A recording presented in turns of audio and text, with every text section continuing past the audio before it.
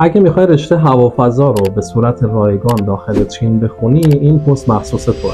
به طور کلی رشته هوافضا ساخت، طراحی و تحلیل هواپیما، موشک‌ها، ماهواره‌ها و فضاپیماهاست. این رشته ترکیبی از مکانیک، کنترل، دینامیک، سیستم‌های کنترل و مواد پیشرفته هست. آینده شغلی این رشته میتونه کار کردن در شرکت‌های هواپیماسازی، شرکت‌های خودروسازی، تحقیق و توسعه، صنعت فضایی یا استارتاپ‌های فضایی، در ارتش و یا وزارت دفاع باشه.